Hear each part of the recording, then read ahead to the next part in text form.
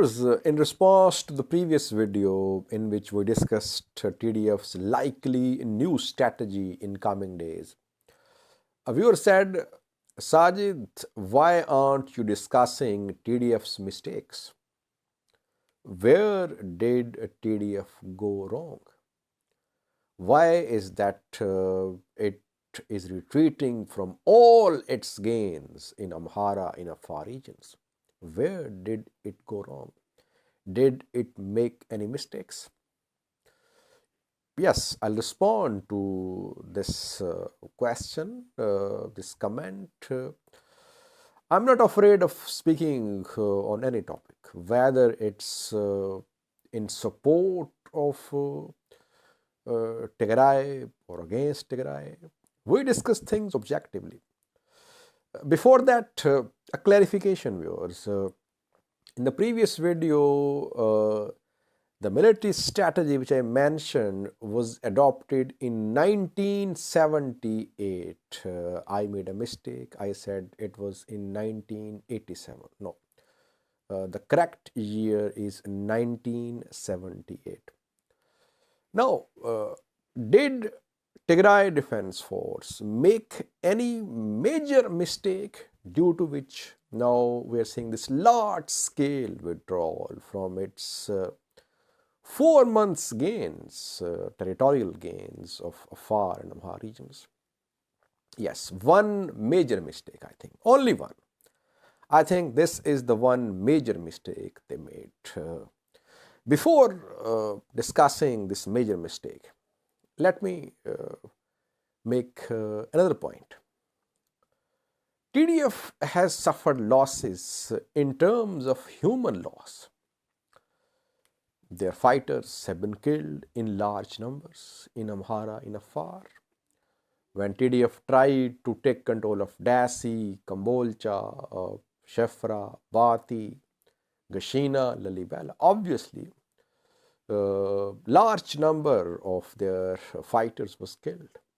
So all their fighters who have been killed, it's their loss. That despite so many of their fighters having been killed, they could not hold on to their gains.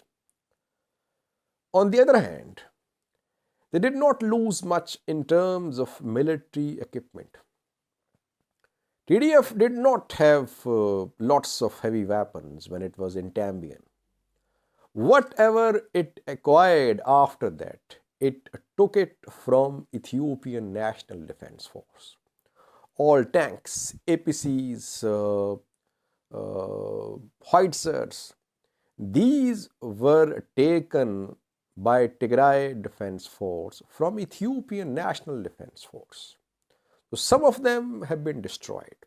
Not a large number of TDF's heavy weaponry, its armored, its APCs have been destroyed. We have seen a few only. A few APCs, I think 3 or 4 tanks, and a few howitzers. So it's not that TDF has suffered huge losses in terms of their weapons, no, especially the heavy weapons. Their main loss is human loss, that they have lost thousands of their fighters for this campaign, which is ending without any gains. Thirdly, they are in a better position perhaps now to feed their people. Tigray was under siege at the end of June when ENDF withdrew from Tigray, from some parts of Tigray. No aid was arriving there. Now TDF has collected some supplies, collected, looted, stolen, whatever you say. They have collected something for their people. Fuel, food, whatever they could, medicines, they have taken back to Tigray. So they can feed their people for a few weeks, if not a few months. They can feed their people for a few weeks now, I think. So in terms of these uh, gains of supplies, it wasn't a failure. And they were looking for supplies. They were looking for food for their people because no food was arriving in Tigray. Their main loss, again, is their human loss. They have lost their thousands of fighters, and they could face a backlash from the people of Tigray as well, who have lost their brothers, their sons, their fathers. How will they respond to this retreat? That's also a question.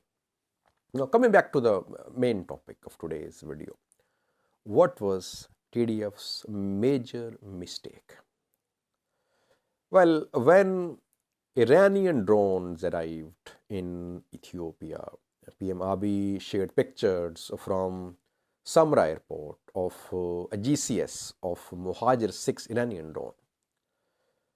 After that, we saw some tweets. Geta Choreda called these tweets as Abiy's toys. He was calling it Abiy's toys. They underestimated these drones. Till then, TB2's winglongs had not arrived in Ethiopia. That was the time to mobilize international community against Ethiopian government's efforts of purchasing drones. That was the time to contact Turkey, the UAE, to stop them from selling drones to Ethiopian government.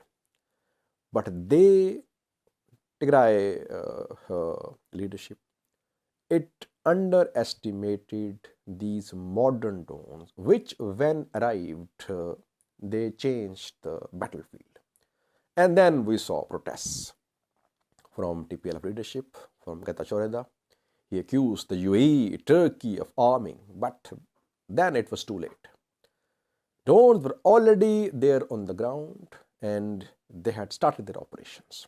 So they raised the issue of drones very late.